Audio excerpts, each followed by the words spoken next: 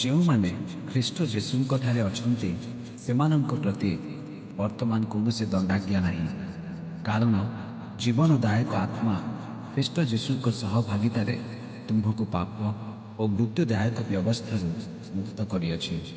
ଯେଉଁ ଶରୀର ସକାଶେ ଦୁର୍ବଳ ହେବାରୁ ବ୍ୟବସ୍ଥା ଯାହା ଶାସନ କରିପାରିଲା ନାହିଁ, ତାହା ଈଶ୍ୱର ଆପଣ ପୁତ୍ରଙ୍କୁ ପାପମୟ ଶରୀରର ସାଦୃଶ୍ୟରେ ପାପ ବିନାଶ ନିମନ୍ତେ ପ୍ରେରଣ କରି ଶରୀରରେ ପାପର ଦଣ୍ଡାଜ୍ଞା ଦେବା ଦ୍ୱାରା କଲେ।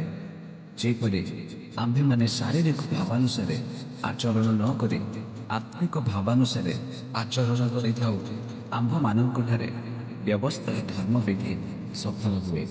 କାରଣ ଯେଉଁମାନେ ଶାରୀରିକ ମନା ସେମାନେ ଶାରୀରିକ ବିଷୟରେ ମନୋଯୋଗ କରନ୍ତି, କିନ୍ତୁ ଯେଉଁମାନେ ଆତ୍ମିକ ମନା ସେମାନେ ଆତ୍ମିକ ବିଷୟରେ ମନୋଯୋଗ କରନ୍ତି।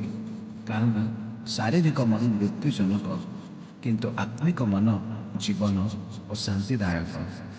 ଯେଉଁ ଶାରୀରିକ ମନ ଈଶ୍ୱରଙ୍କ ବିରୁଦ୍ଧରେ ଶତ୍ରୁତା, କାରଣ ତାହା ଈଶ୍ୱରଙ୍କ ବ୍ୟବସ୍ଥାର ବଶୀଭୂତ ନୁହେଁ, ପୁଣି ବଶୀଭୂତ ହେବା ଅସମ୍ଭବ।